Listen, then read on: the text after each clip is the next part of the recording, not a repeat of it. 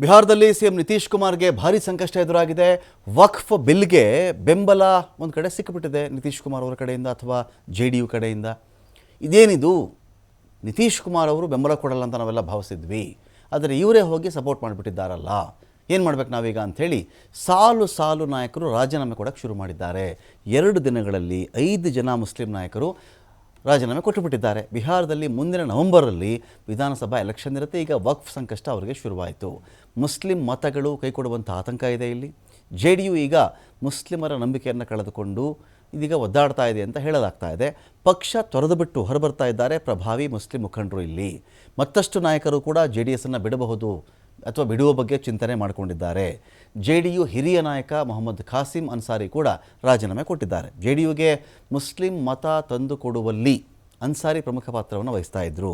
ಮುಸ್ಲಿಮರ ವಿಶ್ವಾಸ ಕಾಪಾಡಿಕೊಳ್ಳಬೇಕು ಅನ್ನೋದೇ ದೊಡ್ಡ ಸವಾಲಾಗಿದೆ ಇದೀಗ ನಿತೀಶ್ ಮೇಲಿದೆ. ಈಗ ಅಲ್ಪಸಂಖ್ಯಾತ ಸಮುದಾಯದವ್ರನ್ನ ಹೇಗೆ ಮನವೊಲಿಸ್ತಾರೆ ಇವರು ಅಂಥೇಳಿ ಬಿಹಾರದಲ್ಲಿ ಅಲ್ಪಸಂಖ್ಯಾತ ಮತಗಳ ಧ್ರುವೀಕರಣ ಆಗ್ತಾ ಇದೆ. ಬಹುತೇಕ ಇದು ಖಚಿತ ಅಂತ ಕೂಡ ಹೇಳ್ತಾ ಇದ್ದಾರೆ. ಮುಸ್ಲಿಂ ನಾಯಕರ ರಾಜೀನಾಮೆಯಿಂದ ಸಮುದಾಯ ಒಂದು ಕಡೆ ಸಿಟ್ಟುಕೊಳ್ತಾ ಇದೆ ಇಲ್ಲಿ ಅಂತ ಕೂಡ ಮಾಹಿತಿ ಇದೆ. ಏನಾಗುತ್ತೆ ಇಲ್ಲಿ, ಈಗ ನಿತೀಶ್ ಕುಮಾರ್ಗೇನು ಅಂತ ಹೇಳಿದ್ರೆ ಅವರಿಗೆ ಸೆಕ್ಯುಲರ್ ವೋಟ್ಗಳಿವೆ, ಅಲ್ಪಸಂಖ್ಯಾತ ಮತಗಳು. ಆ ಒಂದು ಮತಗಳಿದೆಯಲ್ಲ, ನಮ್ಮದೊಂದು ಸೆಕ್ಯುಲರ್ ಪಾರ್ಟಿ ಅಂತ ಅವ್ರು ಹೇಳ್ಕೊಳ್ತಾರೆ, ಆ ಮತಗಳು ಇವರಿಗೆ ಬಿದ್ದಿರುತ್ತೆ. ಬೇರೆ ಪಾರ್ಟಿಗಳಿಗೆ ಅದು ಹೋಗಲ್ಲ, ಅದು ನಿತೀಶ್ ಅವರದ್ದೇ ವೋಟ್ ಬ್ಯಾಂಕ್ ಥರ ಇರುತ್ತದು. ಆದರೆ ಬೇರೆ ರಾಷ್ಟ್ರ, ಸಪೋಸ್ ಅಲ್ಲಿ BJP ಅಂತ ಅಂದ್ಕೊಳ್ಳಿ, ಇದೇ ಬಿಹಾರದಲ್ಲಿ ನಾಳೆ BJP ಕಂಟೆಸ್ಟ್ ಮಾಡಿದಾಗ ಅಲ್ಲಿ BJPಗೆ ಏನಾಗುತ್ತೆ, ಅವರೇನು ಅಲ್ಪಸಂಖ್ಯಾತ ಮತಗಳನ್ನು ನಂಬಿಕೊಂಡು ಕಂಟೆಸ್ಟ್ ಮಾಡಲ್ಲ, ಅವರಿಗೆ ಹಿಂದೂ ಮತಗಳು ಬೇಕು ಅಂತ ಅವರು ಒಂದು ವಕ್ಫ್ ಬಿಲ್ ತಂದಾಗ ಅದರ ಎಫೆಕ್ಟ್ ಹೇಗಿರುತ್ತೆ ಅಂತ ಹೇಳಿದ್ರೆ, ಹಿಂದೂ ಸಮುದಾಯದ ಮತಗಳು ಸರಿಯಾದ ಕೆಲಸ ಮಾಡಿದ್ರು ನರೇಂದ್ರ ಮೋದಿ ಅವರು, BJP ಒಳ್ಳೆ ಕೆಲಸ ಮಾಡ್ತು, ಅವರೇನು ಮಾಡ್ತಾರೆ ಟುವರ್ಡ್ಸ್ BJP ಕಡೆಗೆ ಅವ್ರು ವಾಲ್ತಾರೆ. ಆದರೆ ಅಲ್ಲಿ ಲೋಕಲ್ ಸ್ಟ್ರೆಂತ್ ಯಾವುದು ಅಂದರೆ JDU ಸ್ಟ್ರೆಂತಲ್ಲಿ ಪ್ರಾದೇಶಿಕ ಪಕ್ಷವಾಗ ತುಂಬ ಸ್ಟ್ರಾಂಗ್ ಆಗಿತ್ತು. ಅವರು ಇಷ್ಟು ಸೀಟ್ ಗೆಲ್ಲಕ್ಕೆ ಯಾರು ಕಾರಣ ಅಂದರೆ ಅಲ್ಪಸಂಖ್ಯಾತ ಮತಗಳು ಕಾರಣ ಇರ್ತವೆ. ಈಗೇನಾಗುತ್ತಲ್ಲಿ ಇವರು ಈ ಥರ ಮಾಡಿಬಿಟ್ರು, ಸಮುದಾಯಕ್ಕೆ ನಿಂತ್ಕೊಳ್ಳಿಲ್ಲ ಅಂಥೇಳಿ ನಿತೀಶ್ ವಿರುದ್ಧವಾಗಿ ಅಲ್ಪಸಂಖ್ಯಾತ ಸಮುದಾಯ ಅಲ್ಲಿ ಆಚೆ ಬಂದಿದೆಯಲ್ಲ, ಈಗೇನಾಗುತ್ತೆ ನಿತೀಶ್ಗೆ ಅದು ರಿಯಲ್ ಪ್ರಾಬ್ಲಮ್ ಆಗಿಬಿಡುತ್ತದು. ಯಾಕೆಂದರೆ ಅವ್ರು ಸ್ಟ್ರೆಂತ್ ಇದ್ದಿದ್ದೇ ಅದು. ಈಗ JDU ಮುಂದೆ ಬರ್ತಕ್ಕಂಥ ವಿಧಾನಸಭಾ ಚುನಾವಣೆಯಲ್ಲಿ ತನ್ನ ಬಲವನ್ನು ಕಳೆದುಕೊಂಡಾಗ BJP ಕನ್ಸಾಲಿಡೇಟ್ ಆಗುತ್ತೆ ಅವರಿಗೆ ಹಿಂದೂ ಮತಗಳು. ಆಯ್ತಪ್ಪ, ಮುಸ್ಲಿಂ ಮತಗಳು ಬರಲ್ಲ, ಉಳಿದಿರ್ತಕ್ಕಂಥ ಹಿಂದೂ ಮತಗಳ ಕ್ರೋಢೀಕರಣವಾದಾಗ ಅದು BJPಗೆ ಲಾಭ ಕೂಡ ಆಗಬಹುದು ಅಂತ.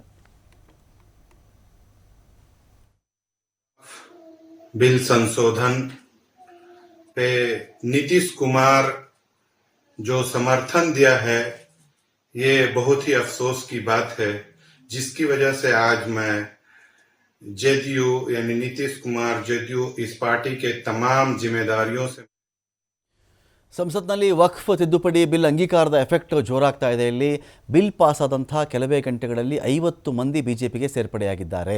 ವಕ್ಫ್ ಮಂಡಳಿ ಜೊತೆ ಭೂವಿವಾದದಲ್ಲಿ ಸಿಕ್ಕಾಕೊಂಡಂತಹ 50 ಜನ BJPಗೆ ಸೇರಿಕೊಂಡ್ರು. ಈ ಥರದೊಂದು ಬಿಲ್ಲು ರೆಡಿ ಆಯ್ತಲ್ಲ, ಇನ್ನು ವಕ್ಫ್ ಆಸ್ತಿಯನ್ನು ಯಾರ್ಯಾರೋ ಯೂಸ್ ಮಾಡೋದು, ಬರೀ ಆ ಸಮುದಾಯದವರು ಮಾತ್ರ ಮಂಡಳಿಲಿರೋದು, ಅದೆಲ್ಲ ನಡೆಯಲ್ವಲ್ಲ.